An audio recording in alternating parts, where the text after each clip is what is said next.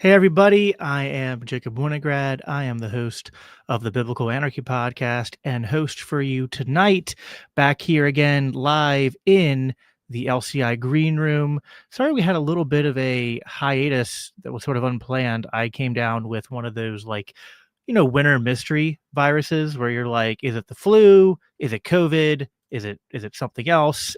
I don't even bother to go and pay the whatever it costs to go get tested because I don't really think it changes my getting well regimen. So when we're past the point of being required to do so, I still have a lot of PTSD from those days, though.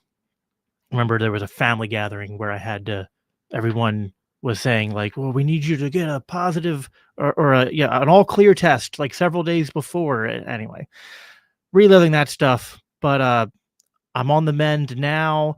We are going to do tonight's show. I'll be back again tomorrow night with our founder, Norman Horn, and we'll give you a little bit of up to date, sort of like current things going on at LCI, talking about what we're going to be doing next year as well. And I, of course, want to plug again our end of the year fundraiser. We're about, I'd say, close to halfway, which is kind of how these things go. Usually there's like one of those uh what's the word I'm looking for here in geometry, is it parabola, is that right? Like that little like kind of starts out slow and then it at the end it all shoots up, and that's sort of how end of the year fundraising goes for nonprofits. But if you want to support what we do here at LCI and have your donation matched dollar for dollar between now and the end of December, you can go to libertarianchristians.com/donate, which is there on the bottom ticker for those of you who are watching live. And of course, if you're on the audio side and you're listening before the end of 2025, you can still donate as well. Appreciate all of the support that you guys have given us. We've grown steadily every year since I've been involved, and it started. If you don't know the history of LCI, which maybe I can talk to Norm about this tomorrow. I mean, it literally just started out as a website, and we've had a lot of growth over the last few years, launching Christians for Liberty Network, launching the live show a couple years ago. We have books coming out. We had 3 books come out this past year, which I actually have those right next to me. We had this one, What Do Libertarian Christians Believe?, which pairs nicely with the Faith Seeking Freedom flagship book, which the second edition, as I've said many times now, is coming out next year. And my name will be on the author byline next year for the second edition. So that'd be pretty cool. And then, of course, we have House Divided. I already mentioned COVID, and this was our book about COVID, technology, worship, and healing. The church after COVID. This was sort of like you could say like a reflection on what the church got wrong and kind of understanding what the purpose of church is in the wake of the COVID lockdowns. The third book, I don't have a copy on me right now, but it was The Anarchist Anabaptist, which was written by our own Cody Cook, on just the sort of historical connection between the radical Reformation and libertarian anarchist thought. But of course, we're very ecumenical here at LCI. I am the weird mutt because I'm a Reformed Baptist. So I'm like a low church with a high church theology, or mid church theology, I should say. We have Eastern Orthodox with Mike Meharry, who used to host the Godarchy podcast, and he's, of course, with the 10th Amendment Center. We have a Wesleyan and Alex Bernardo. We have true Reformed, like Presbyterians in Kerry Baldwin and Greg Baus. We have Church of Christ and our founder, Norman Horn. The one thing we do not have, as far as staffed on LCI, which I hope maybe this changes one day, is a Catholic. And I've always loved my Catholic brothers and sisters. We did partner with Ryan McMakin for a panel back at Freedom Fest a couple of years ago, who was a Catholic. But I had my friend Zach on, who's a Catholic, last month for a conversation. And tonight I'm joined by another friend of mine who is also a Catholic and a libertarian. She's also a political activist. And we're going to have a conversation tonight about, well, everything. We're going to have a conversation about political activism, about immigration, about Trump's first year, and about Catholicism and the moral teaching of the ethical, I believe it's, the consistent ethic of life. which I'm very excited to get into that topic. So I'm going to go ahead and bring my guest up now. It is Amity Dolby. Amity, how are you doing tonight?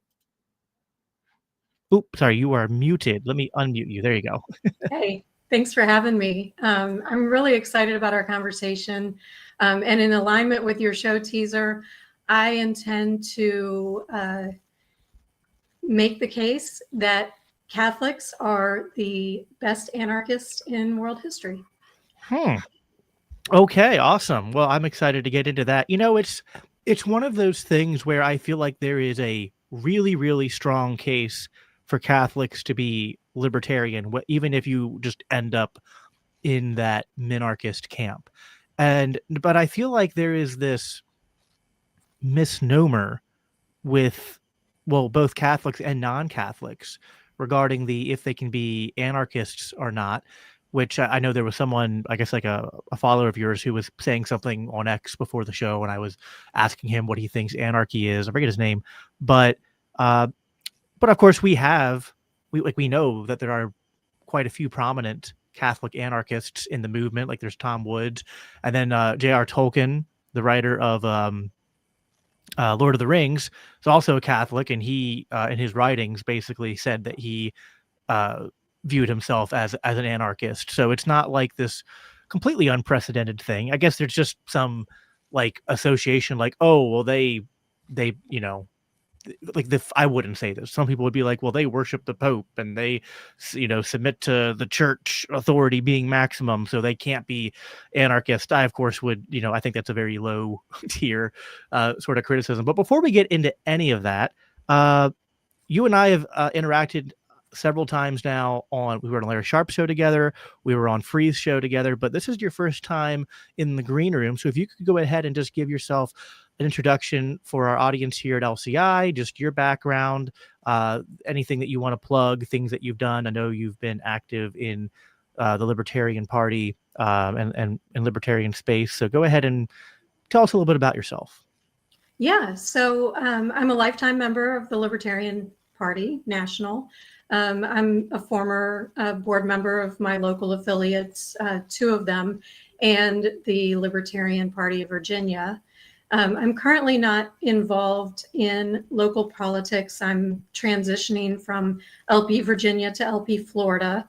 So right now I'm just, doing activism online. I have my X channel at Amity 13, where I love to discuss issues of liberty. I grew up in a Republican household and transitioned into libertarianism, minarchism, and I'm well on my way to anarchism. So. And when did you, I think I did this with Free when he was on, so maybe you remember this bit. Whenever I have someone new on, I always make the joke that like we have to tell our libertarian origin story like we're recovering statists, right? So it's like Alcoholics Anonymous, but for libertarians. So when did you first become a libertarian? Well, like I said, I grew up in a Republican household, a very conservative Christian household, Protestant, by the way. And in early 2000s, when I was in my 20s, I was a new homeowner, a new business owner, a landlord, and the government wanted their pound of flesh. There were payroll taxes and property taxes and, all this stuff. And, here I was just trying to feed my kids, and the government was taking so much of it. And so I really began to hate the government, at that point. And then that was right around the time of 9/11. And it seemed like, we were going to wars that didn't make sense. George Bush was talking about, overthrowing Saddam Hussein when he really had nothing to do with 9/11. And, it was all about our freedoms. But I didn't really buy into all that. So that started me on the journey of libertarianism. I didn't actually become a libertarian until after seeing how the Republican Party treated Ron Paul in the primaries. And, everybody has a Ron Paul story, but I became a libertarian officially in 2013. Awesome.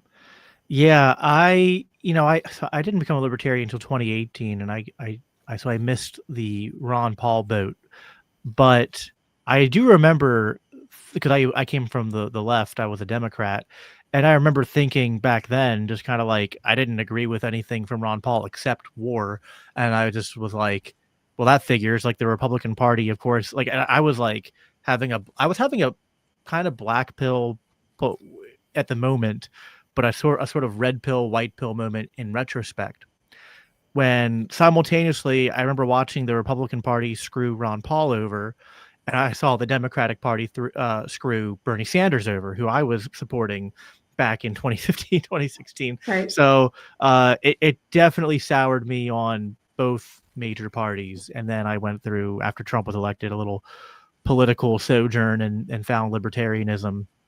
And I went straight to anarchism, though. I didn't do the whole, 6 months of a minarchist like the joke goes. But I was going to ask you, which I think you already answered, if you were a cradle Catholic, but you said you were actually raised Protestant. So I guess now I'm curious, when did you find yourself drawn to the submission to the Bishop of Rome? Well, in my adult life, I was actually, as an infant, I was baptized in the Presbyterian Church, but I mainly grew up Methodist. And so in my adult life, I was seeking my own faith, and I actually got into ministry in the Methodist Church. And as I was studying scripture, I started developing a more fundamental, literal interpretation of scripture, which led me to the Church of Christ. And after a few years of ministering to women and children, writing Bible studies for the Church of Christ, I decided that that was not the theological avenue that I was really seeing in scripture. There were some things that, I really didn't agree on. And so for a while, I just ended up in a kind of generic evangelical mega church. I was a vocalist on the worship team. I was doing prison ministry. And in 2022, I started thinking, I'm actually a genealogist by hobby. And I was thinking of my family history, and I was thinking, I don't know any history about the church itself from, before the Reformation. I had never really studied it or anything. So yeah. I began studying the early church fathers, and then I started reading the Catechism of the Catholic Church. And those two things in concert with scripture just really made sense to me. And so I was confirmed in the Catholic Church Easter Vigil of 2023. Okay, wow. Man, you've really, while you were listing your journey there, I was like, you almost checked the boxes of the representation we have here at LCI. I was spelling out at the beginning of all the different people we have here. Baptized Presbyterian, and then raised Methodist, and then Church of Christ, and then Catholic. That's interesting. I now this is the part where the my Protestants will expect me to come in and start doing debates and stuff like that, which I'm not going to do. I actually, so I was raised evangelical, but in the in the weird I'm trying to think of a non-profanic way to describe this. In the very awkward child of sort of charismatic and Pentecostal churches that were very popular in the 80s and 90s. And they were also very dispensational. So I was raised in a very bizarre church environment, and it kind of soured me on church. And I was still a Christian, but I just I was kind of I ended up staying at the church that because we went from church to church for a while. Then the last church that my parents took us to before they got divorced, I just kept going to, but I did it more out of comfortability and liking the people there. I didn't really agree with their theology. They were more like I am now, Reformed Baptist. But then when I went through my political sojourn, I then went through a theological one, and so I ended up obviously in the more Reformed camp, not Presbyterian, because although the issue I disagree with Presbyterians on is the one that you're going to agree with them on, which is infant baptism. But other than that, I ended up in the Reformed camp. But I during that time, I also studied a lot of church history, and I continue to do that. And something that I think that I do a lot differently than a lot of Reformed and Protestants is that I try to be very ecumenical with Catholics and Eastern Orthodox, because I think that in order for you to even make the Protestant claim, you have to do that in a way that isn't like no shade to my restorationist like Church of Christ brothers and sisters, but like I don't agree with the claim that would say that basically at some point the church just like disappeared or died out and we had to start over. I think you do have to make some kind of claim that throughout the all of history since Christ ascended, that even though the church has, and you would certainly agree, even as a Catholic, the church has gone through different periods where, like there was like the Arian crisis where it felt like true Christianity was under attack within the church, but the church was preserved. And even like in the, I have to believe that even about the church in, the 1200s and the 1400s and, up until the Protestant Reformation. I have to be able to look at it and say, even if I think there were errors, even if I think that there was a need for a reformation, to me, reformation means like, you're fixing something that is correct, that has to almost be like, restored or corrected for. But I don't like when Protestants do this thing where they act like the Catholic Church ceased to be Christian, and B, they continue that today, and sort of like exaggerating or exemplifying or focusing on the differences we have in theology, when at the end of the day, like a Protestant and a Catholic have way more in common than say like a either of us have with Mormonism or with Islam or with like, I think we're still part of the same religion. Anyway, those are my thoughts just in terms of just like the general like Protestantism versus Catholicism. Like to me, it's kind of as silly as doing, which I know we're going to talk about anyway, but it's kind of as silly as doing the like hardcore anarchy versus minarchist libertarian purity in fighting. It's not that I don't have like opinions on these things, but it's just kind of like there's a certain energy that those conversations have to be done in, I think, where it's like, hey, this is an in-house conversation, not like we're deciding if you are actually a Christian or a libertarian while we're discussing this. Yeah, for sure. I mean, I think purity tests are not fruitful. I think, like you mentioned with Mormons, I think the litmus test for Christianity for me is belief in the Trinity and, and baptism. And, that's just something that, I just don't think that, debates are as fruitful as just finding common ground and, just focusing on loving God and loving others. Yeah, of course. And I feel like, and maybe you would agree with me on this, especially because you have this background being raised in Protestantism and evangelicalism, that like, I guess I ascribe to what's called more of a branch theory, where like I feel like these are all different parts of like the church, of like the invisible church manifested in sort of different times and places and developing. And I feel like they all, even the ones I disagree with and I don't ascribe to, it's like I'm usually able to find something where I feel like, hey, they get this really right. Like even though I'm not a fundamentalist Baptist, I think that they're pretty good in terms of like they focus a lot on reading scripture and like memorizing verses and things like that. I think Methodists even still today are really good at outreach and really good at like missionary work and doing local work in their communities.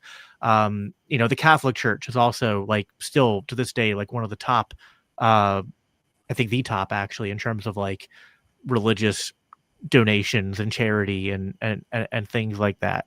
And from a theological level, I feel like Catholicism also, where I think it has this strength, which I think some people think this is like a weakness from a libertarian perspective, but I think there's something about the Catholic Church as this sort of centralized private institution that I find to be uh, somewhat compelling in terms of just the way that they like they're kind of their own self-governing body in a way that kind of transcends like national law in a way. And uh, I think there's lessons to be learned there. I think there's also theological lessons that Protestants have forgotten. But do you have like the same kind of belief that like even the traditions that you don't ascribe to, like they might have a focus or an area of like praxis or or like Christian activist work that you think like that is something of value that can be learned from?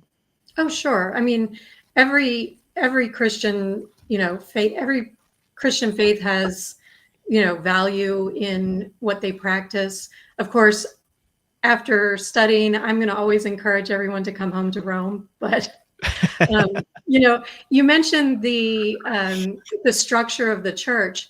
Now, Catholicism is all based in free will, and so comparing the Catholic Church structure to secular government, I still think that, we as libertarians and even anarchists can, with our free will, ascribe to the structure of the Catholic Church for our faith and still, disavow state force in practice as far as, our religious liberties, and as far as, the Catholic Church teaches subsidiarity, which is individual voluntarism and charity over state forced charity.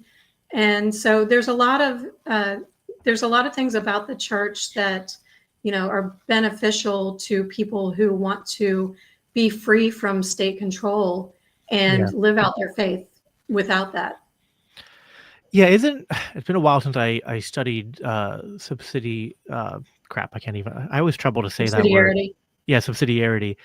I, doesn't that also isn't part of the teaching of subsidiarity that if something needs to be done by government, that it should be done as local to the problem as is optimal or possible?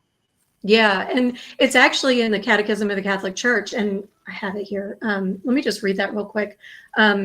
Widespread participation in voluntary associations and institutions is to be encouraged. In accordance with the principle of subsidiarity, neither the state nor any larger society should substitute itself for the initiative and responsibility of individuals and their intermediary bodies. Yeah, yeah. So the Lutheran Church in the Magdeburg Confession developed something similar, and from this, and I think also from some Calvin writings, there's a Protestant doctrine of the lesser magistrate, which I think kind of says a lot of the same things, that things should be done, uh, as much as possible, done by private institutions and private actors, and whatever role there is for government should be done by the least magistrate possible, right? That's why I call it the lesser magistrate. So it's at least like, it's not explicitly libertarian, but it's like directionally libertarian, right? Like it's kind of, Right. Saying that like the normative way in which governance should work in God's order is not like giant bureaucratic centralized nation states like we have today, that it should be very much locally based governance and control, which I think is very much an alignment between the Protestant and the Catholic traditions.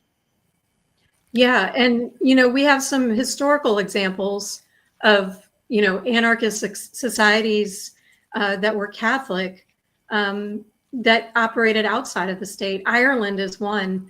For 1,000 years plus, they existed with no sovereign, with no standing army, with no police force, with no monopoly from the state on laws. They were a Catholic nation for pretty much all of that time period, and they settled disputes amongst themselves with restitution and reputation. They didn't exact punishment as bureaucratic vengeance. They didn't have a death penalty. And this worked for them. The Catholic Church would offer education and mediation in disputes, but they didn't have a monopoly on that. They allowed individuals to, work things out themselves, keep their property rights, and that went on until the English conquest of the 17th century. Yeah.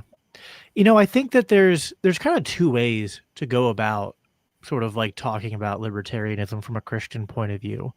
There's one way, which I think is perfectly valid, and it might even be the easier sell to some people, although I feel like you can make a stronger case than this one.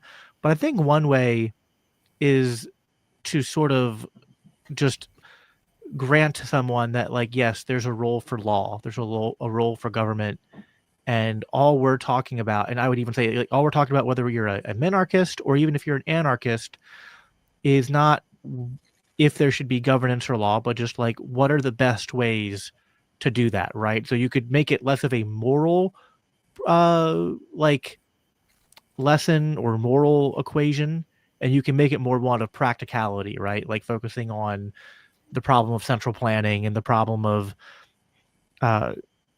bureaucracy and monopoly and all that, and say that, we think as, and like I would say, like as an ANCAP, that I obviously think that to settle disputes between people and to provide for security and to provide for the general welfare and prosperity of people, that a legal order that is polycentric, meaning not monopolized, is going to be the the least suboptimal of all possible legal orders, right? Because we live in a fallen world, so we're not going to create a legal order that is without any drawback or trade-offs. But it's just kind of like, what's the least suboptimal way for fallen sinners to organize on this side of eternity? So I feel like that's something that should appeal to a lot of Catholics, and I think it's kind of what I was thinking of and what you were saying, which is that it is. I think there are moral, of course, considerations that need to be brought into the conversation, but I do think it's a good way to get people to start being open to libertarianism, is to just sort of posit it as a conversation about sort of like, this is what Larry does, right? Like, with the whole universal healthcare example. He's like, instead of telling people we disagree with the ends they want, be like, hey, we all want the same thing for the most part. I mean, if they're a good person, right? He's like, we want people cared for. We want people to have health care. We don't want people to be homeless. We don't want, people to be invaded and conquered. So it's just like, now it's just a logistic problem. Like, what's the best way to go about accomplishing that? Yeah, well, one thing, the state threatens punishment for obedience. The church believes that moral law is a natural law, and threat of force, I think, is, not a way to handle that. They even make things that are bad into laws, and things that are good, they make illegal. So, one of my favorite quotes is St. Augustine: an unjust law is no law at all. By the way, I have that on a t-shirt. There's a libertarian Catholic. They have an Amazon store called Libertas Tees, and you can find all kinds of libertarian Catholic gear there. But it's the state forcing people to be obedient to things that we may not find moral. I don't think is the way to go. I don't think it's the way to handle things. Yeah, no, obviously I agree with that. I feel like there's this myth, though, among like the Christian nationalist and hardcore conservative types, and I guess almost a mirror image from like the liberal Christians, who I struggle to say that are, I mean, I think it's kind of a mixed bag if you go to a liberal church, because a lot of them are basically like they don't even believe in the supernatural. They don't believe in the resurrection. So at that point, I don't think you're Christian. But there are some people who I think do believe in the gospel and just have very liberal interpretations and liberal politics. But getting off my little rambling there, I feel like, yeah, on the right and the left, there is this sort of belief of like, well, yeah, obviously the state can enforce things we don't like, but then obviously, Amity, the answer is that we just have to be in charge of the state, and then we'll only enforce the things that we like. And that's, and it's like, and it's just funny when I hear them say this, because they'll say to us, the libertarians, that, well, you guys are just stuck in theory. You're idealists, you're utopians, and there's no way that your, preferred way of managing society is ever going to come about. What's more realistic is that we'll take power and it'll never be taken from us. Even though, like, the entirety of history in, modern democratic republics, including in our country here in America, is that, like, there's constantly the changing of power, and every expansion of power then gets abused by the other side and then expanded, and then it's just this constant back and forth. So it's like, our ideas are utopian, unrealistic, but not the idea that you can just well, we'll just grab power and make everything perfect. Yeah, well, this year, after the Libertarian National Convention last year, and after the Trump getting in office, I actually voted for Trump. I got on the bandwagon of, well, he's making all these promises, and let's just get Ross freed. And, he was campaigning on no wars and all this. So after that, I transitioned actually into the Republican Party very briefly through the Republican Liberty Caucus. And my goal was to get as many Thomas Masseys into office as possible.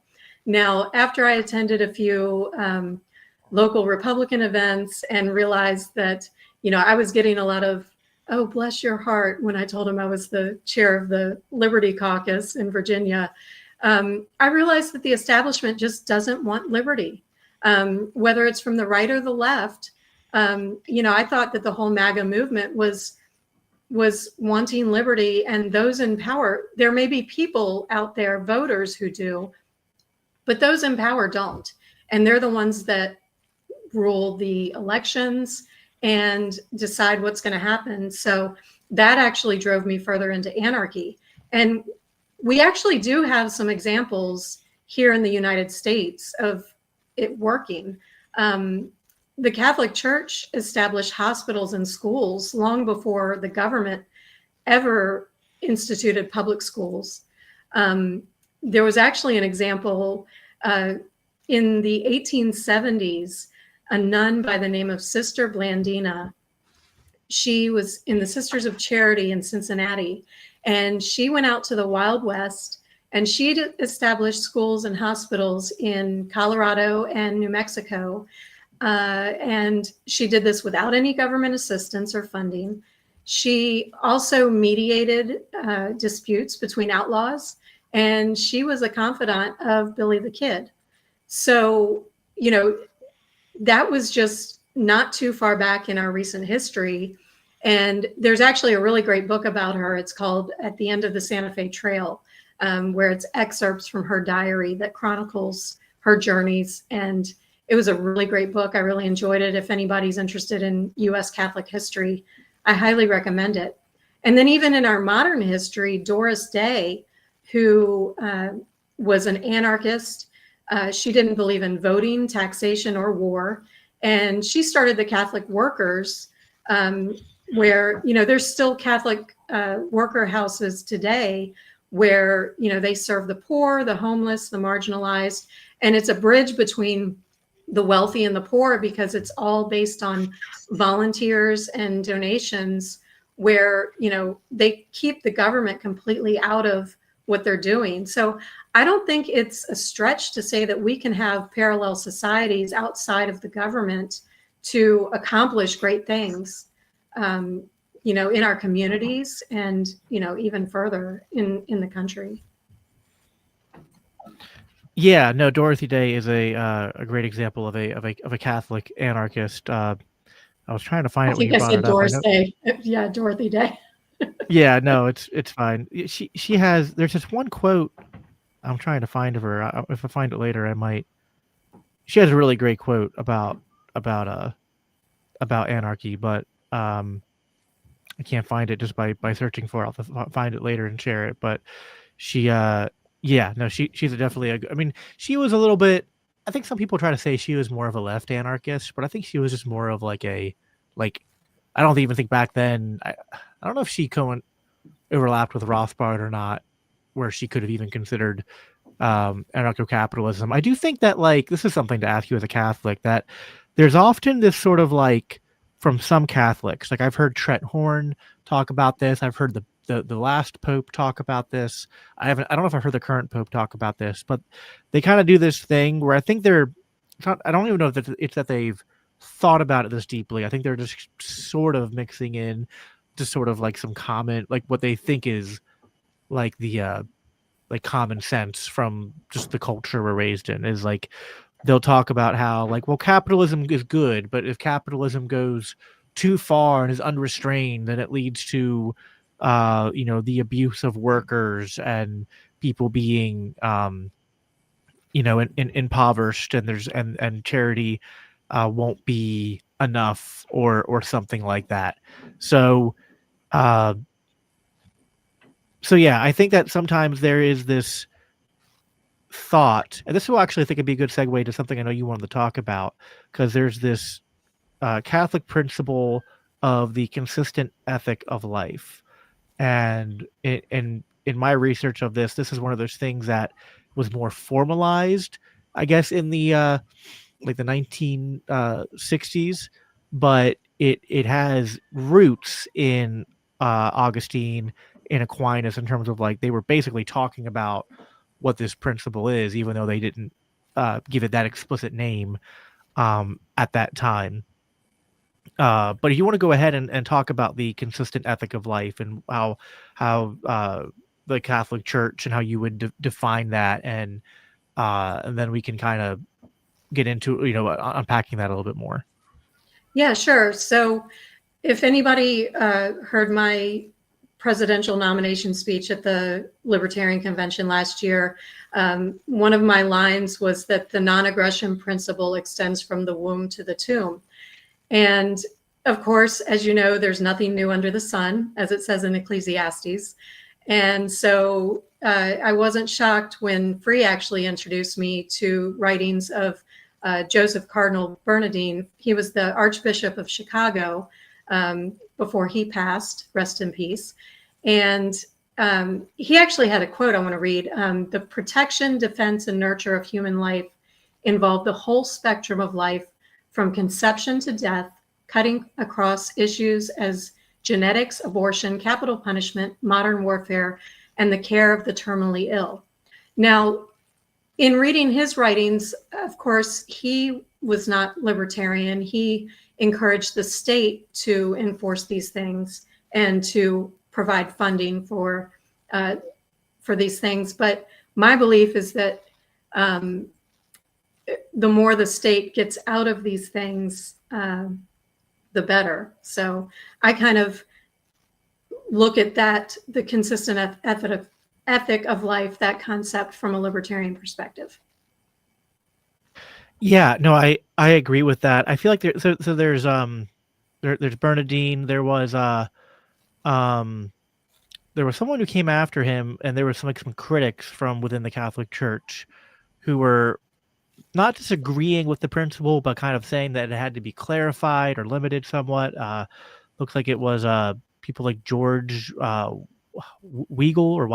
I don't know how to pronounce his last name, but they were basically saying that there needed to be a delineation between considerations of the ethical action based upon a premeditated individual act, like just murdering someone, for example, versus decisions that are made by people in positions of authority that are made for prudential reasons or calculations that might have downstream effects of like leading to people getting hurt, and that he was like worried about there being a sort of moral equivalency. And this was where I had to, like, as a Protestant, try to like put my Catholic hat on and be like, well, that doesn't seem to follow to me. I could argue against that as a Protestant, but I wanted to kind of put it in Catholic terms why I didn't think that made sense, because I think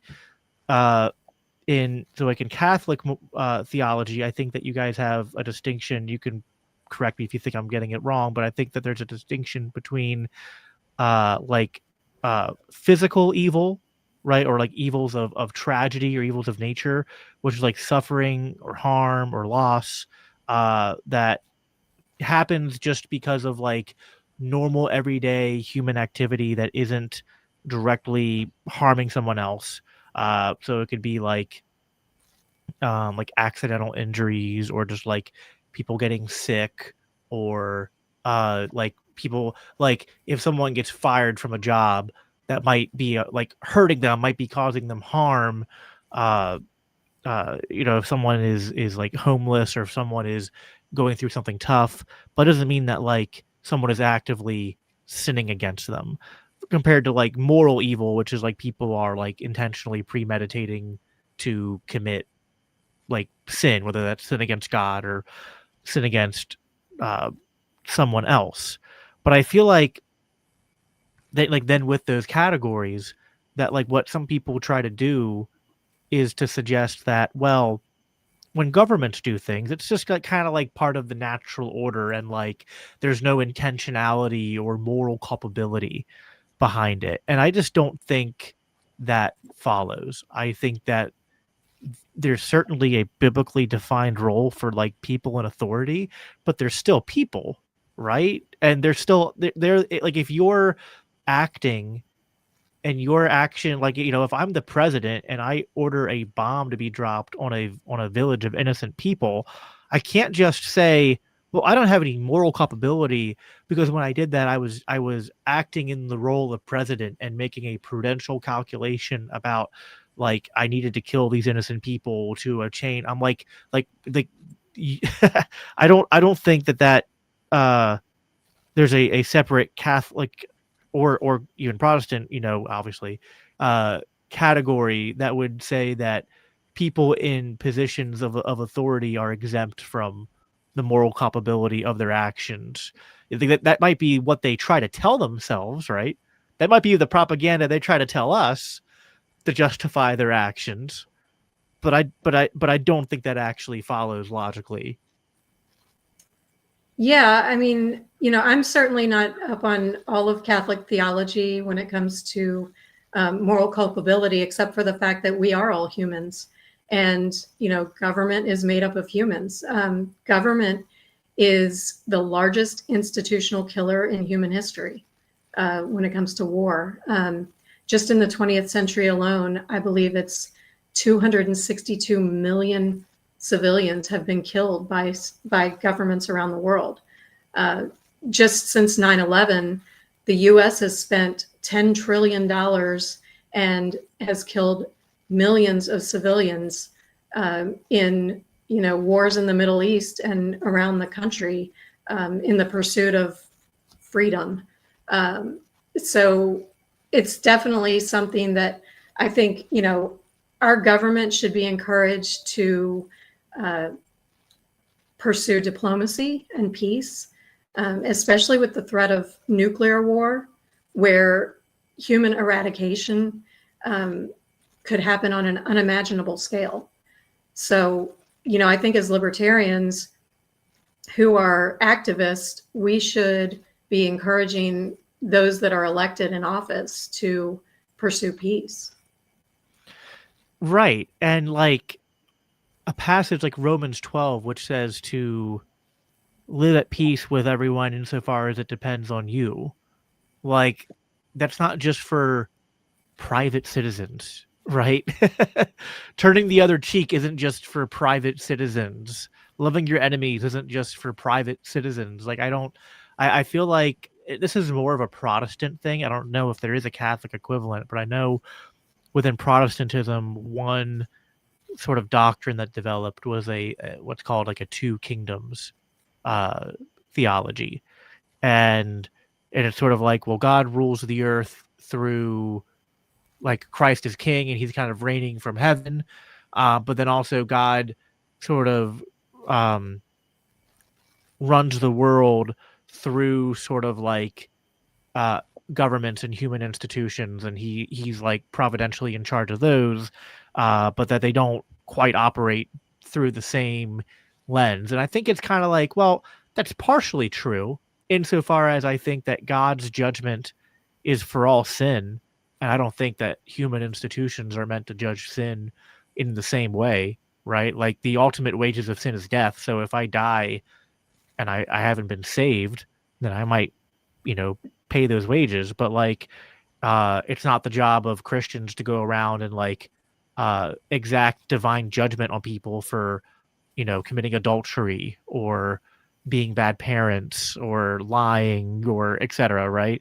But I feel like then people can take that kind of two kingdom view too far, and they'll just be like, yeah, again, like creating these like moral exceptions for people in power as if they're not held by the same moral standards. Whereas I feel like if you're going to claim to be holding authority and power to do things that I can't do, you should be held to a higher standard, not a lower, or different one.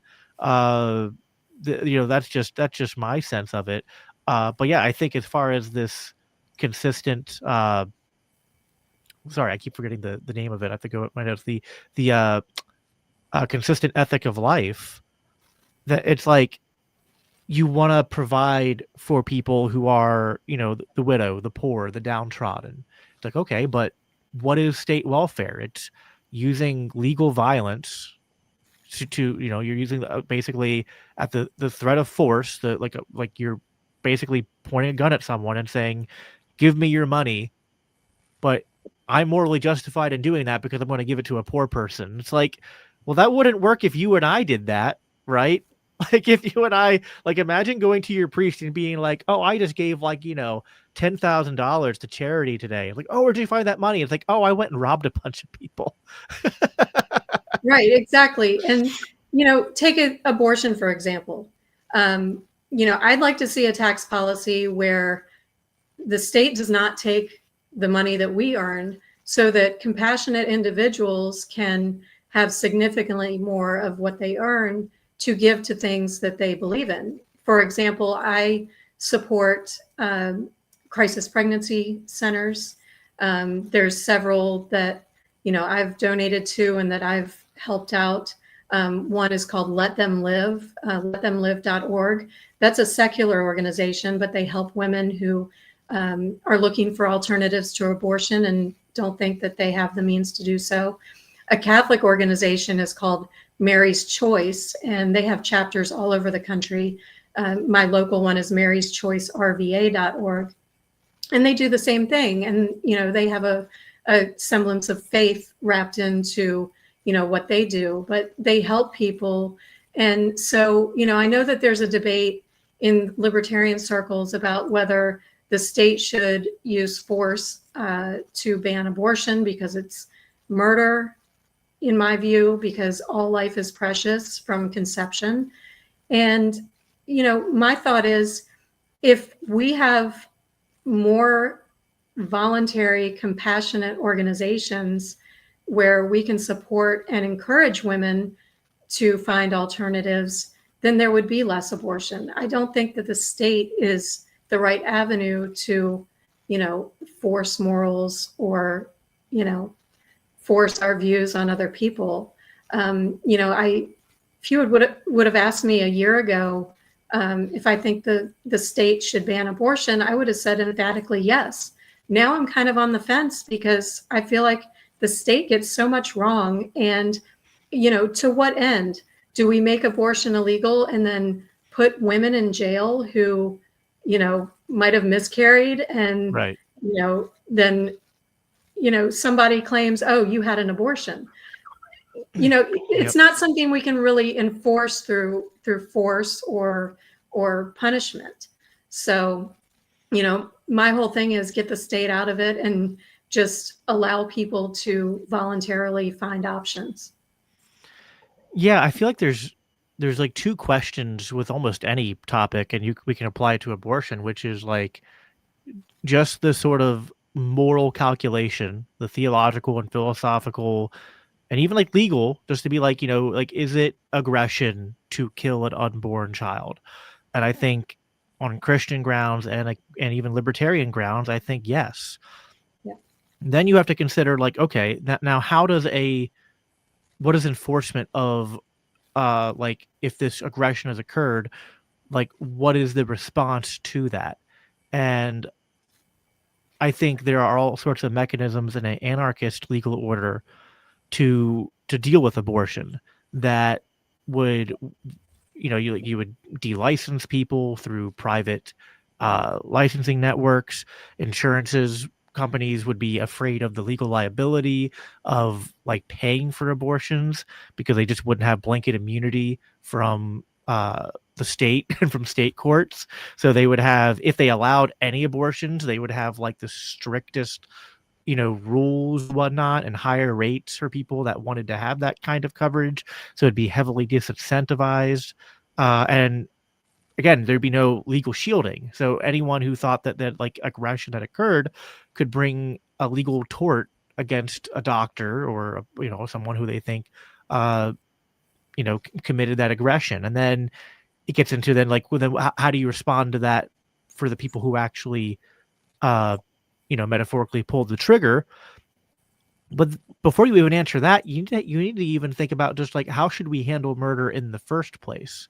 And I feel like we often, because of like normalcy bias, we will think that the right way to handle a problem is kind of like similar to how we handle it now. And so we think the best way to handle murder is to either use the death penalty where that still exists, or to lock someone up for like the rest of their life. And I certainly think if someone is a ongoing danger to society, like if they're mentally unstable or psychotic or something, then like there's considerations to be made there on how to like make sure they don't hurt anyone. But I think that justice has a element of restitution, but there needs to be an element of like restorative justice that needs to be added to the conversation, including with abortion, because I think in the case of abortion, I think you would agree with me, there's more than one victim, because I think that the baby is the obvious first victim, but I think the mother is a victim too in the case of an abortion. And it creates these moral and psychological quandaries that then, I'm not saying that law doesn't intersect with the calculation, but law is insufficient on its own to tackle that problem. We need the church, we need, professionals like psychologists, uh, and ultimately, like, yeah, like restoration and healing needs to be part of the equation too. And then to connect it to what you said, like, then like all of this, being said, if you ask me point blank, well, should Washington, D.C., the federal government ban abortion in all 50 states? It's like, if the goal is to lower abortions, if the goal is to protect mothers and unborn children and liberty, I don't know that accomplishes that. So I'm not saying I'm like 100% against it, but I'm definitely not convinced it's the best path forward. Sure. And,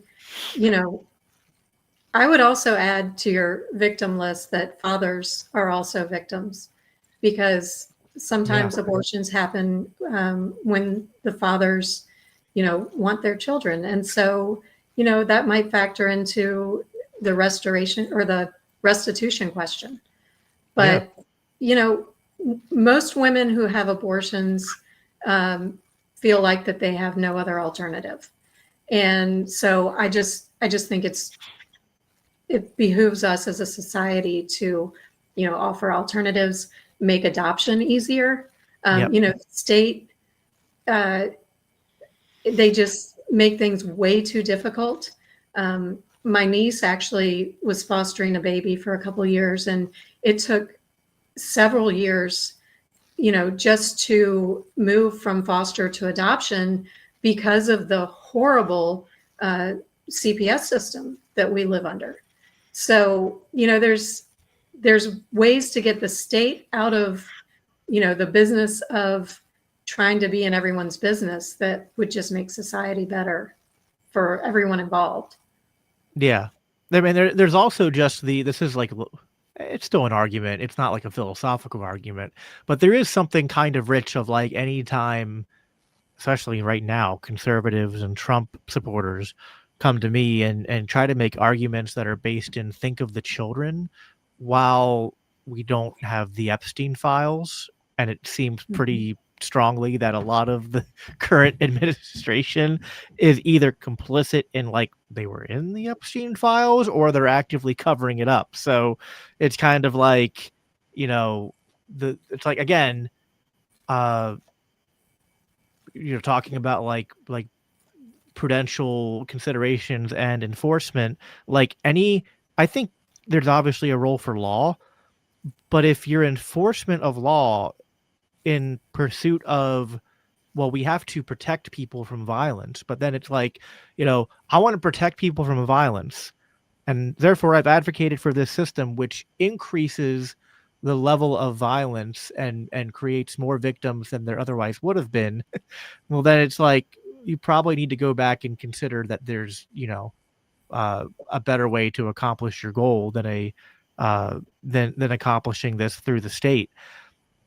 But I guess I feel like again, I kind of said this earlier, people say libertarianism and anarchism is a utopian philosophy, but I think it's actually it's like projection almost subconsciously, because I feel like what the anarchist and libertarian is saying is like, we live in a fallen, imperfect world, and we can't just like come up with perfect solutions for every problem. And the best way to try to solve problems is through a decentralized market-based approach where you have, kind of the entirety of human innovation to bear on the problem, and you're minimizing the sort of problem of trying to use a blunt instrument of force and centralized power to solve it, which that seems to create more problems. So I call it like the nirvana the nirvana fallacy, where like the statist is telling me,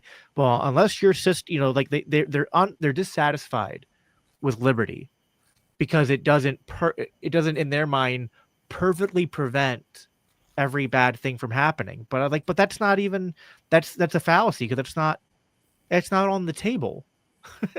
We know the state doesn't prevent every bad possible thing from happening. And in fact, like, I always want to be careful to not like literally be the meme of just like blaming everything on the government. But it's actually really hard to find like instances of human evil and injustice that government law doesn't at least influence to some degree. Yeah, well, take capital punishment, for example.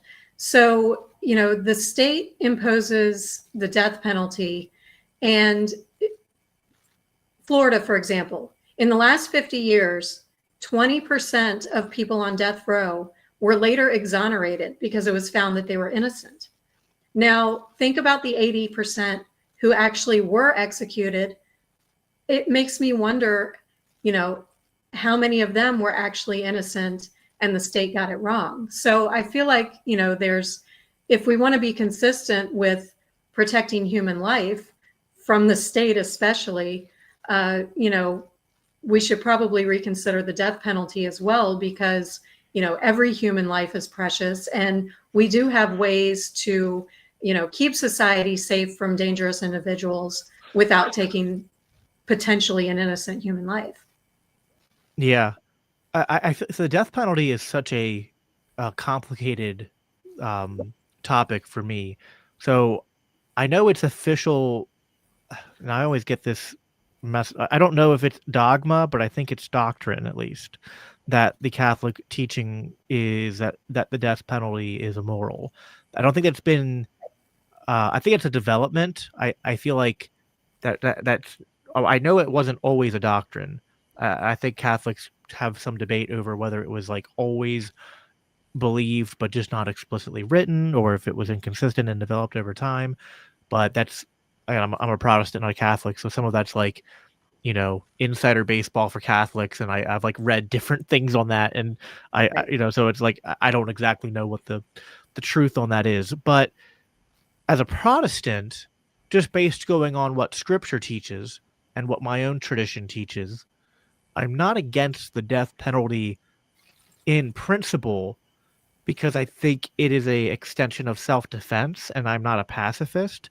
So I think that, you can use lethal force to protect yourself from an attacker, and if the aggression was so high that then it's like, well, uh, there's no possible restitution they can do, and the options are like, put them in some facility that someone has to pay for them to be cared for, and you have to worry about them breaking out and hurting someone else, or you use the death penalty as a punishment. And the Bible, just from a strict reading of it, Old and New Testament, there's no provision that seems to uh, clearly condemn it. So it's like, I'm not against it in principle.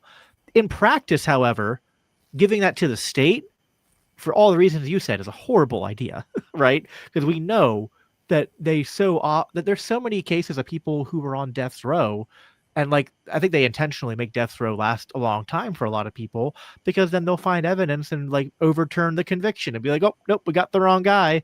So our criminal justice system is so screwed up that it just leaves no room for me to actually ever want to cede that kind of power to the state, to give them the power over who to kill, even though I'm not against it in in just kind of like the abstract. Although I feel like it should be a preference, like, because I don't think, like, this is one of those things where I think there's one of the differences I've noticed in Catholic and Protestant philosophy is that Catholics will frame certain things as evil, even though they can be kind of permissible. Like, I think the Catholic view is sort of like that killing, even if it's defensive, is still like evil, in terms of like it's like a tragedy, right? And I think Protestants would say something similar but differently, that like it's not sinful, but it's a result of the fall, right? It's a result of living in the fallen world, and that even killing someone in defense is like falling short of the perfection of Christ.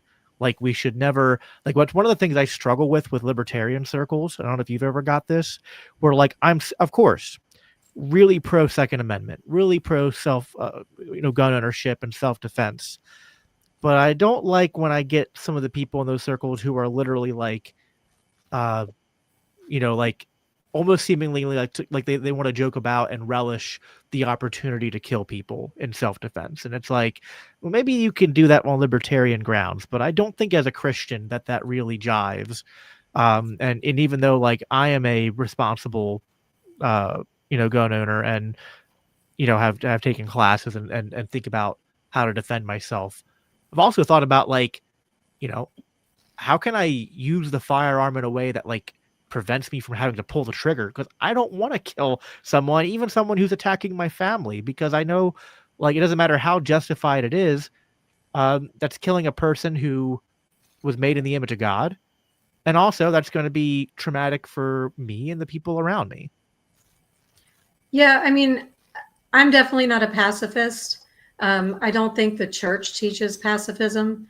I could be wrong, but they have the just war theory, which Yeah.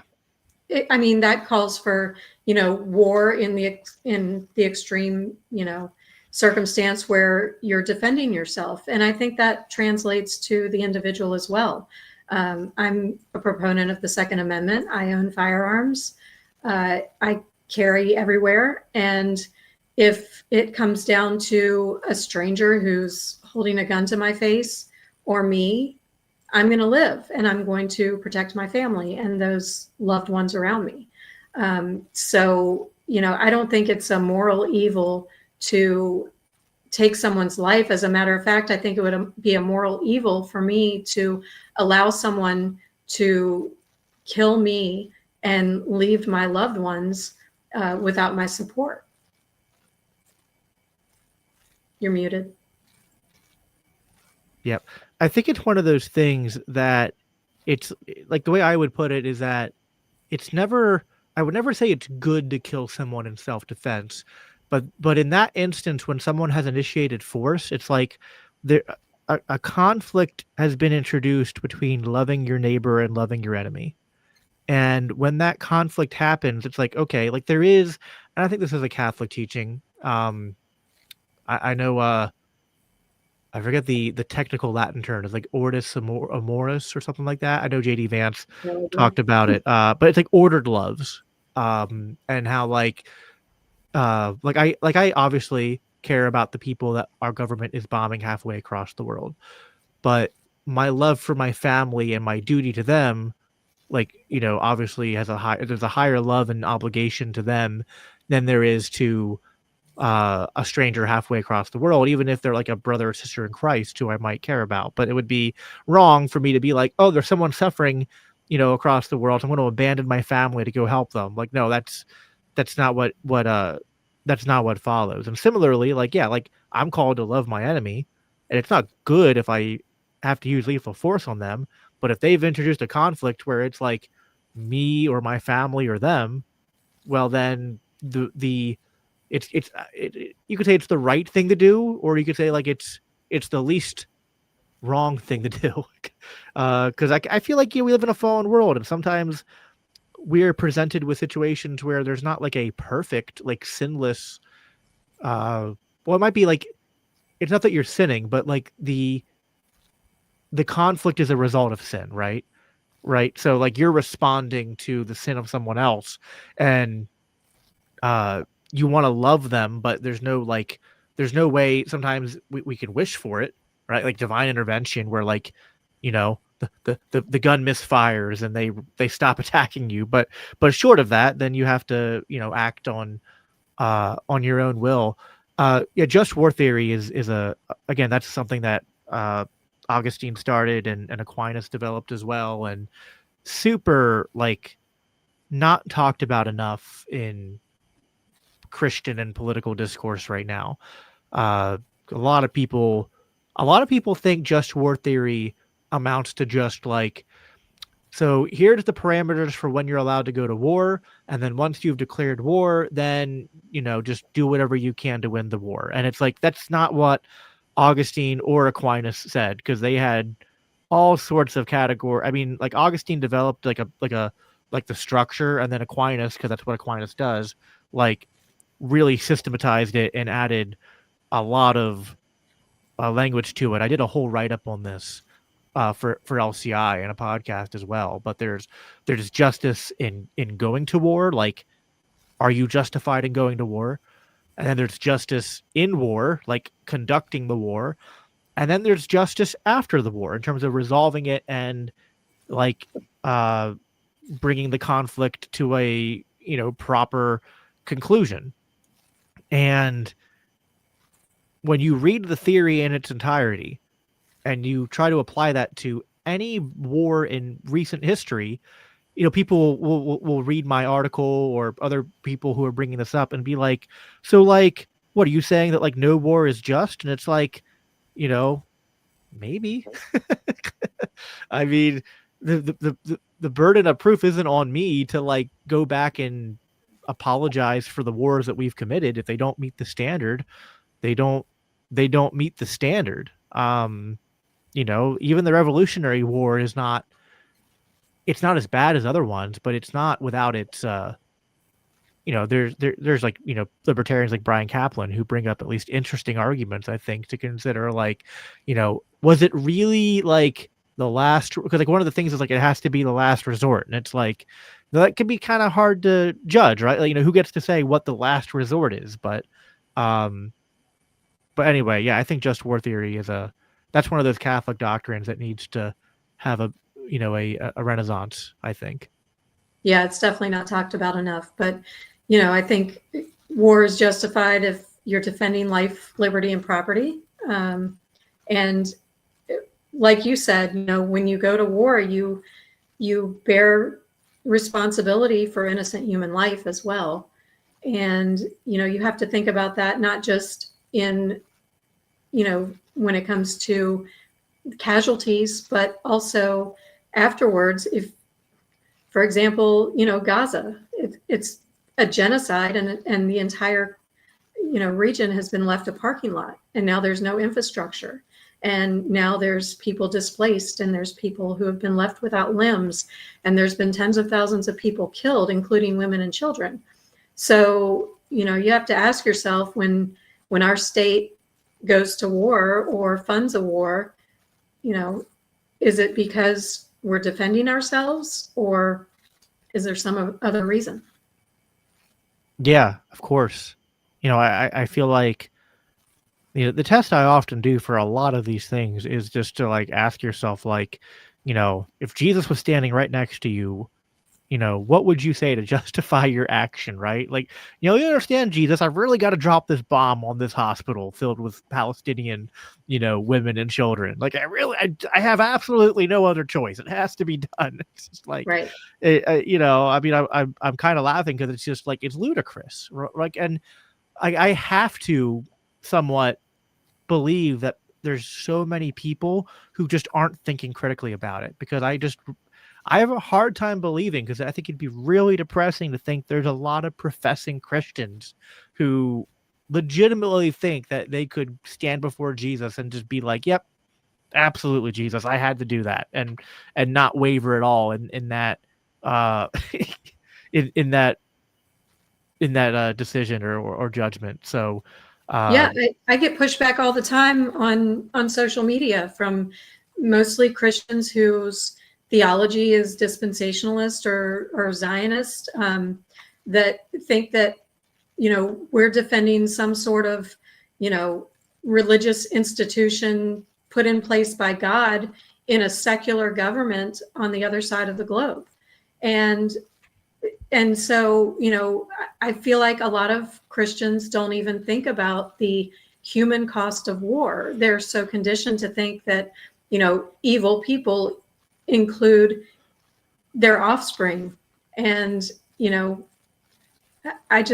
I don't get it. I just think, yeah. Every human life is a precious gift of God. And the more lives we take, the more we're going to have to answer for that. Yeah. And obviously, and we've talked about this, not on this stream, but on others, the immigration topic is obviously, mixed up in this consideration of human life and the treatment of people as well. I know you've advocated for like ethical deportation or immigration control or something to that effect, which I've heard you like briefly explain, but I do want to dive a little bit more into that, because I feel like immigration is the one issue that gives me, I think, the most sort of hang up, because I feel like we're presented with a sort of unfixable problem, because unlike some open borders libertarians, I understand that there are real consequences to unrestricted migration. And to be clear, I don't think what we've gone through over the last 10 years is just the result of unrestricted immigration. I think it's also the result of intentional importing of people from different parts of the world. I don't think anyone in good faith can deny that that's a big part of what's going on. And obviously there's a lot of other externalities like the war on drugs and things like that. So like any open borders advocate has to at least bite that bullet that the people coming into America right now, it's not just like this libertarian vision of just like everyone's just coming here to get a job and settle down, and it's just free market incentives and reactions from top to bottom. Like there's definitely consequences economically, there's consequences culturally. There's consequences for our physical safety. You know, I know my wife has gotten concerned at seeing more, uh, you know, Muslim immigrants and just people who don't speak the language. It lowers social trust. It puts people in awkward situations because they don't know who their neighbors is. They don't know that they share the same values. Uh, there's countries around the world that are canceling New Year's Eve celebrations, like in France and other places, because of all the Muslim immigration that they've gotten in Europe. They have increased instances of terrorist attacks, and they're on high alert now, and it makes public gatherings a lot harder. So now, but on the other hand, it's like, okay, but like, what's the solution? Give government the control over immigration and then do a bunch of deportation? Like that's a hard bridge for me to cross, because I just see so many problems with that. I know you don't support the current deportation apparatus and whatnot in the Trump administration, which you did say you voted for Trump and now kind of, regret it. And I'm also in that camp and voted for him for pretty much the same reasons you did. Was optimistic maybe something good could happen other than Ross being freed. I guess the only other positive is that the clown show is now even more on display. But go on and give me your thoughts on that, and on the idea of what like ethical deportation looks like, if that's possible.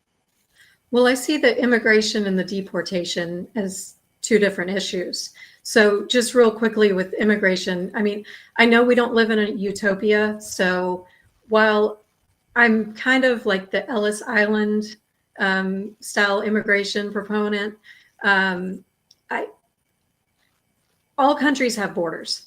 So, if we wake up tomorrow in utopia and we don't have borders, it's just not going to happen. So for me, I feel like, as long as people come here with the means to support themselves, or a sponsor, employer, whatever, no communicable diseases, and no criminal history in their home country, then I say, come here, get a job.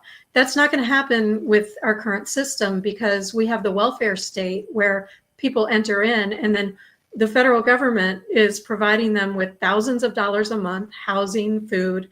I guess Trump has, cut some of that off, but we cannot have mass immigration into our country with the current welfare state.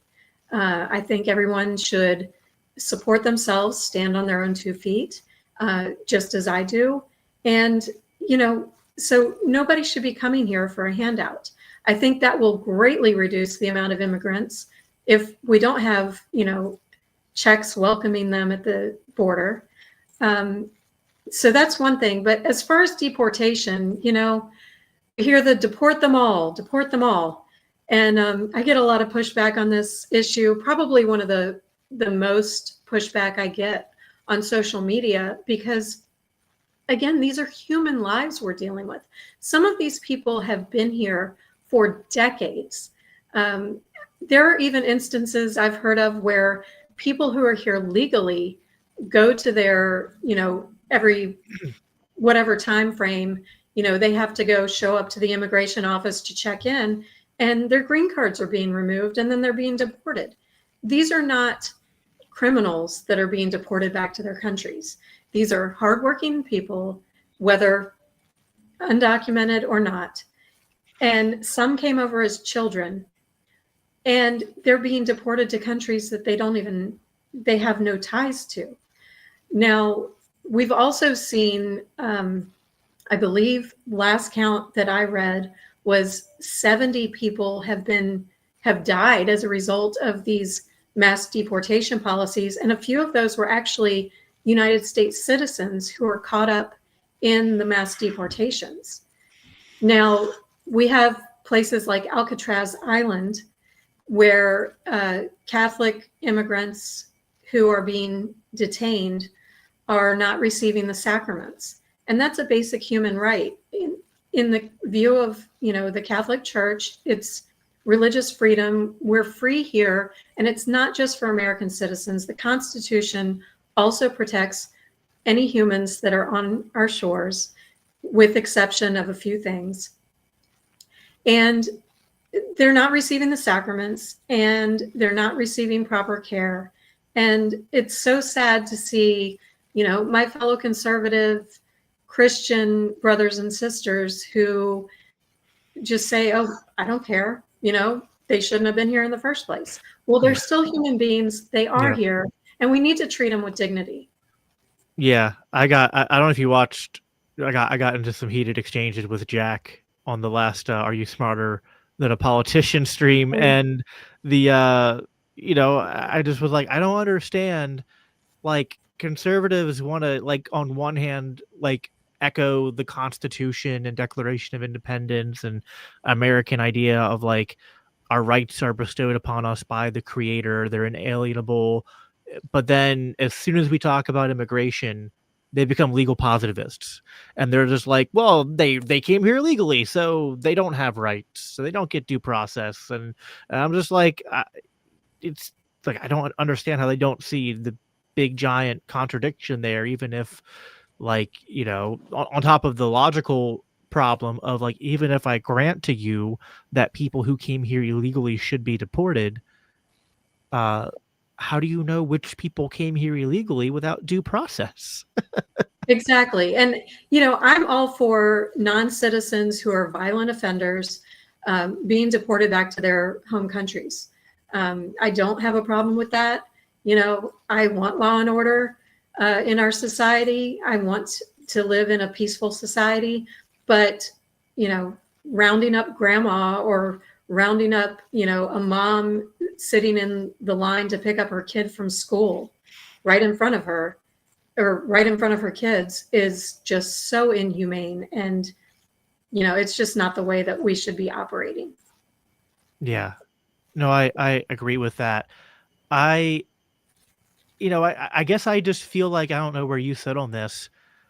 I don't disagree with much of the problem you're laying out with immigration. I just don't know that, to me, it seems like it would be easier and with less of a trade-off to liberty to just focus on freeing the markets and ending welfare than it would be to try to find what, to me, feels like a little bit of a, like, and I don't want to say this in a way that, like, comes across as, like, flippant or dismissive, but to me, what you're trying to get at, which is a immigration policy that is humane coming from the state, is like asking for a bit of a unicorn, because I see what the state does with every other thing. We were talking about abortion, right?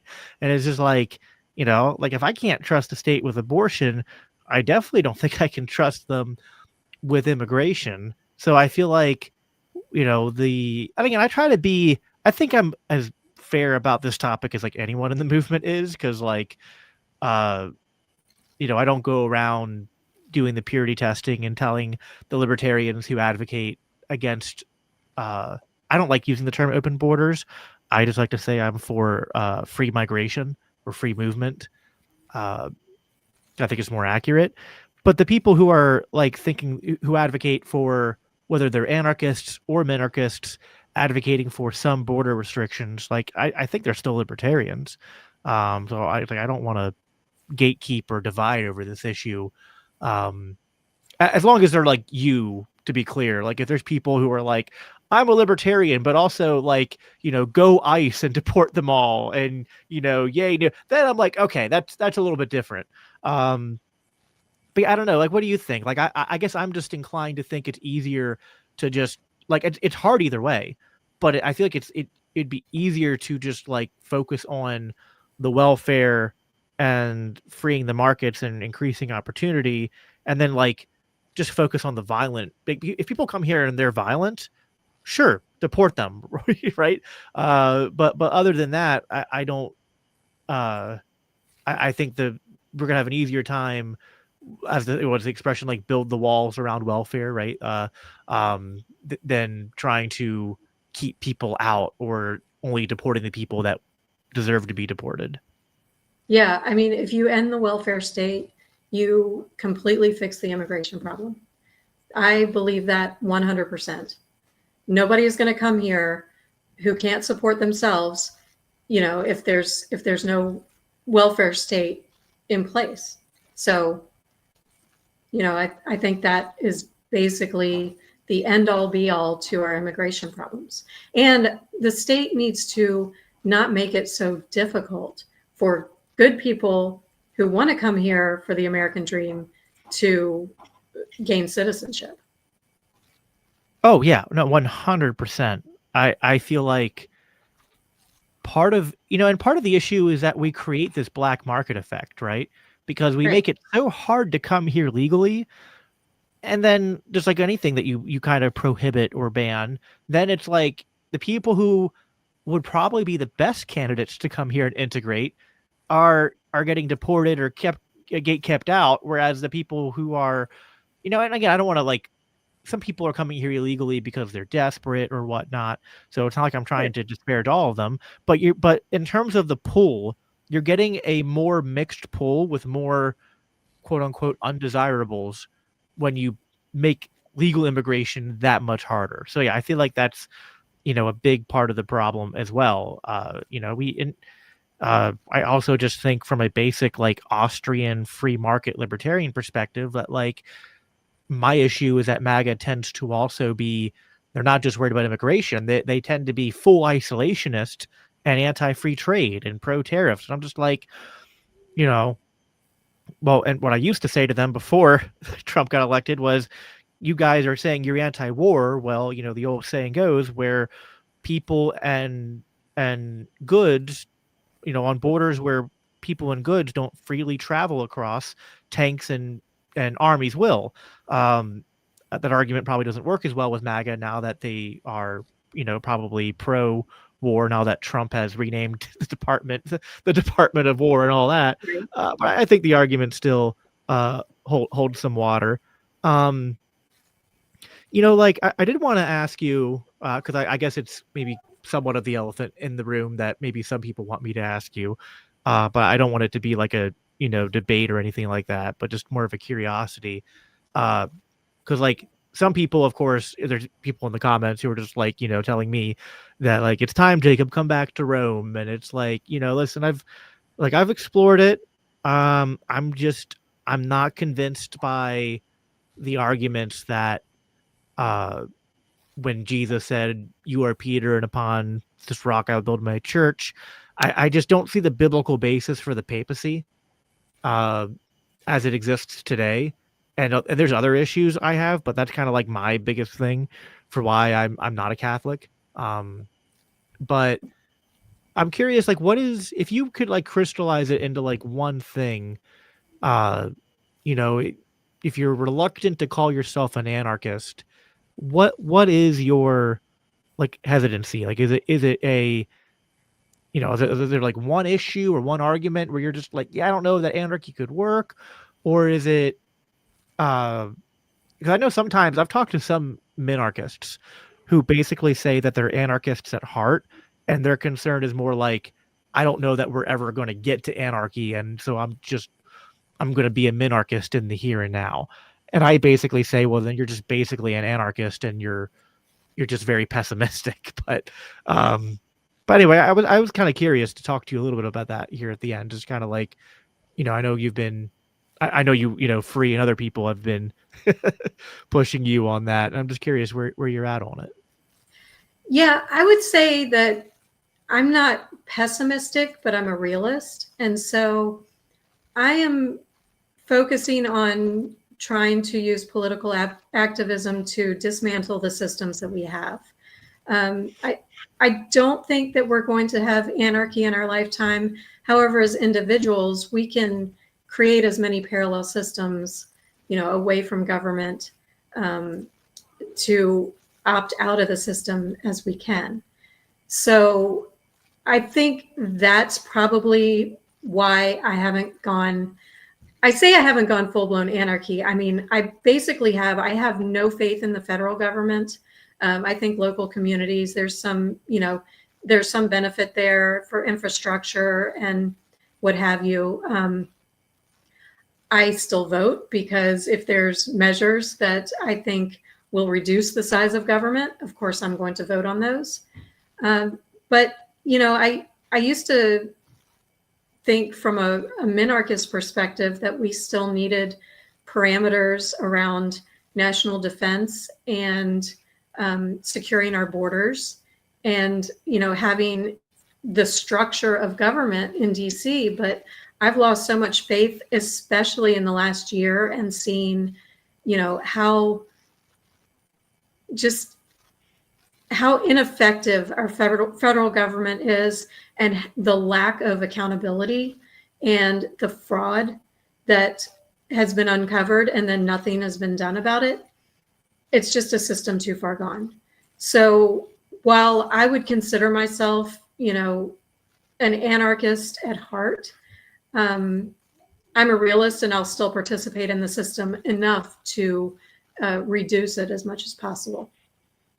Do you think that, I think you kind of even said, Ireland was sort of this way. Do you think anarchy is possible in a society where people are basically either Christian or operating in a Christian ethos and, are sort of the mindset of, they are, even if they don't call themselves anarchist, they are of the mindset of, being inclined towards self-government. There's that kind of culture of personal responsibility and kind of mutual aid to solve problems rather than looking for handouts.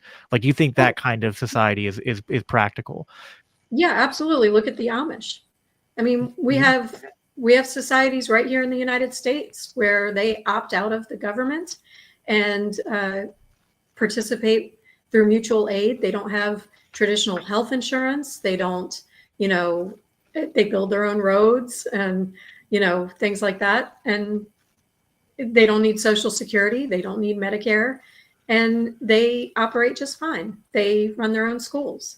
And so, yeah, I think it's completely plausible that we can create communities and societies outside of the governmental system and succeed. If I said that anarchism was also not just a can we have a stateless society, but just a sort of a moral or legal philosophy when it pertains to just just the non-aggression principle and just the use of force, would you have any would you say you're philosophically you said anarchist at heart, I guess would that be the same as saying you're basically philosophically an anarchist? Or because I think there's no difference between anarchism and voluntarism, for example. So I think if you want a society that this is where I think some minarchists who say I want a state that's funded voluntarily and that everyone has to consent to, I'm just you're describing. I see my friend Hody's in the chat, and Hody used to be like this. He had a debate with Larkin Rose about anarchy, and it was 40 minutes of Larkin interrogating Hody until he basically said, Hody, you're an anarchist. You just it's entirely semantics, but everything you're describing to me is anarchy. So but I guess I'm just wondering if that's kind of where you're at, where it's more of a because I think I'm an anarchist, but I tend to be like you, I'm a realist. I'm listen, especially because I'm a Christian, I'm we live in a fallen world.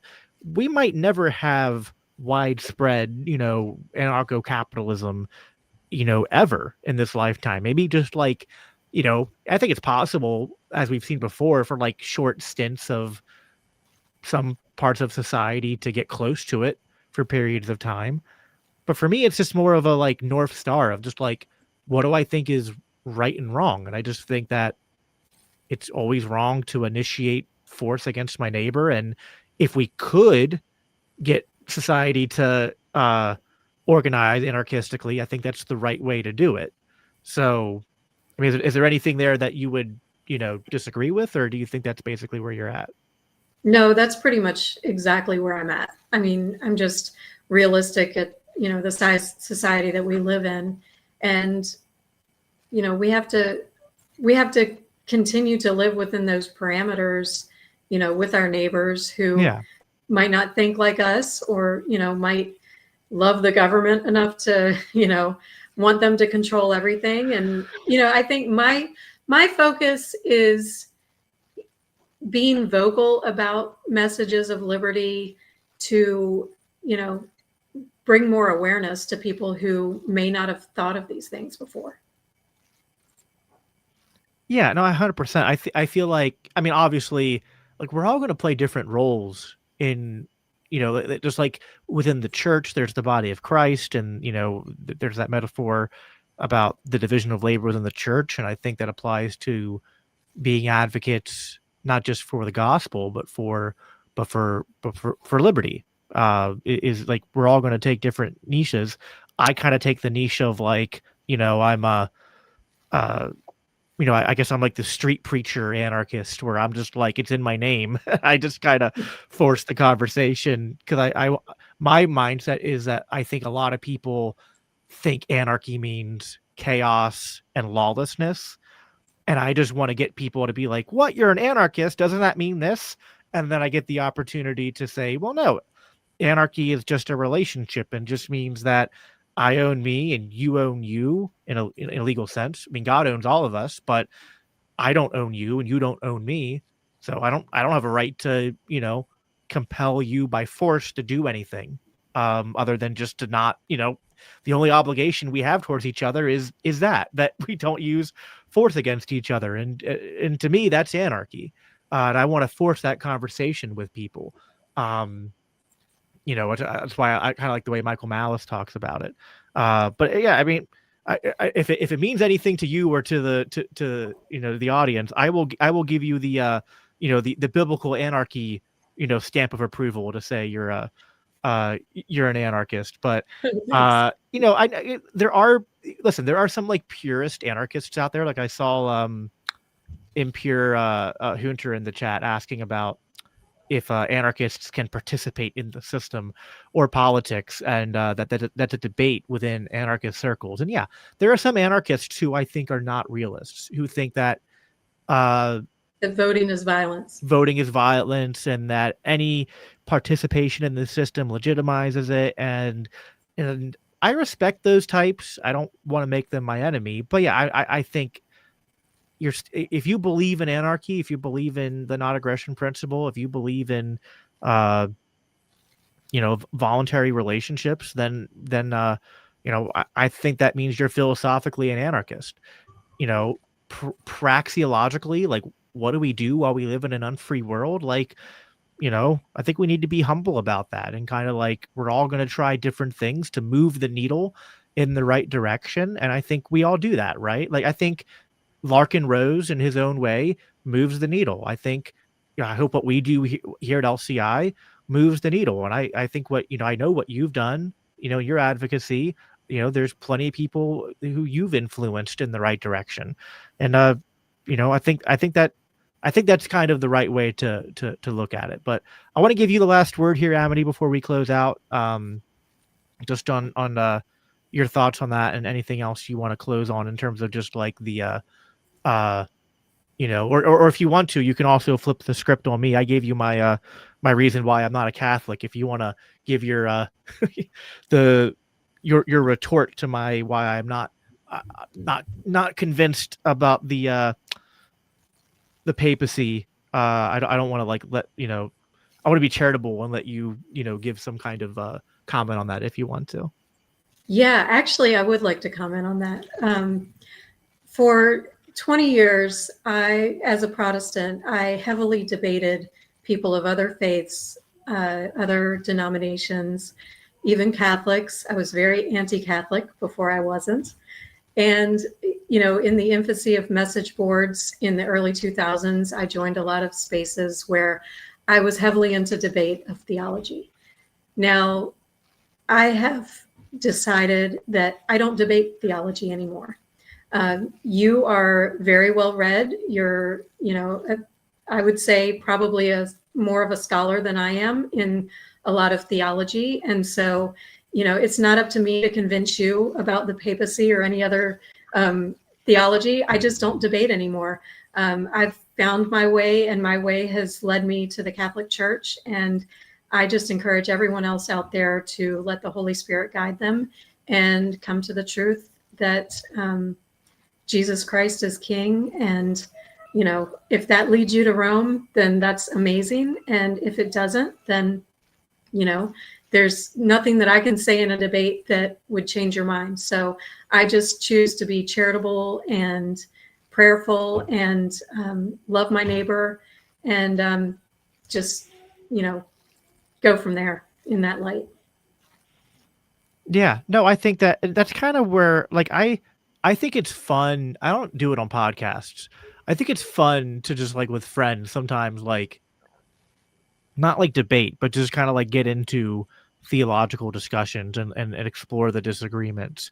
But then even then, I think it's a combination of like finding where you disagree, but also finding the areas of agreement. Like I saw someone in the chat bring it up earlier that about, supersessionism, which is just the belief that, the church is Israel. And I'm like, yeah, that's a Reformed belief. That's a Catholic belief. That's an Eastern Orthodox belief. I'm like, it's really just a historic Christian belief up until dispensationalism 100 years ago Right. was founded. But like, I think what we said at the beginning, like, we believe in the Trinity. We affirm the Apostles' Creed. We affirm the Nicene Creed. Like, what holds us in common, I think, is of much more significance than what we disagree on. And similarly, I have a lot of friends who are coming to faith not through Protestant churches, but I see them either coming to Catholicism or to Eastern Orthodoxy. And I'm not gonna, like, sit there and be like, well, I mean, I'm glad you're saved, but you really picked the wrong church, and now I need to, lecture you on why their theology is. It's like, no, it's like, you've accepted Jesus Christ as your Lord and Savior. Like, hallelujah. Like, that is a moment to celebrate. And whatever church you end up at, like, as long as it's a Nicene Apostles' Creed affirming, church, then, that's as good a place as any to start, right? Even if you don't, we all have our own, you've been through your own journey, I've been through our own journey, but any place that gets you started in that relationship, I think that's something to celebrate. So Yeah, and I think, everybody, like you said, is on a journey. And I try to remind myself that where someone is on their journey today is not going to be where they are tomorrow or next year or 10 years from now. So, yeah, no, I agree with that. Amity, I see you for the video listeners, they can see it. But the people would follow you on Twitter or X, I don't know what we're supposed to call it. It feels weird to call it X still. it does. But at Amity Lee 13 is where people can follow you. Is there anything else you want to plug before we hop off? Yeah. So I am actually going to be traveling with Free to many state libertarian conventions throughout the beginning of 2026. And so if anybody is going to be in Georgia, California, Texas, Florida, North Carolina, Virginia, or at the national convention, I would love for you, anybody watching or listening, to find me, introduce yourself, and have a chat about liberty or anything else you want to talk about. I'd love to meet anybody in person who I'm going to see there. You're muted. I'm unfortunately probably not going to make it to many conventions next year, but I guess I'll close with my plug that if you want to see LCI at conventions, the best way to do that is to, again, support our end of the year fundraiser. We're obviously going to prioritize things like Freedom Fest and other of the big, liberty themed conventions, but state conventions and the national convention are always on our radar. If you guys want us to come out there, we'd love to be as many places as we can, and to continue to produce shows and content like the conversation we had tonight. So again, libertarianchristians.com/donate. Again, every dollar donated between now and the end of December is matched. And even if you can't listen, everyone's at their own place right now, and everyone gives to different charities at this time of year. Even if you can't donate, if you could just do us a favor by, liking this stream wherever you're watching it, sharing it to as many platforms as you can. And if you're watching on YouTube, subscribing to the channel. Those are really, impactful and helpful ways to support what we're doing as well. But Amity, this was a lot of fun. Really appreciate you coming on, and we'll definitely have to do it again sometime. Appreciate everything you do, everything Free does, and yeah, for all of you who are watching this live, I'll be back here again tomorrow night with our founder Norman Horn. I'm gonna say probably like 8 or 8:30. We haven't quite selected the start time, but subscribe at Biblical Anarchy or at LCI Official. You'll get the details about that stream. But that's all we have for you guys for tonight. As I always conclude by saying, live at peace, live for Christ. Take care.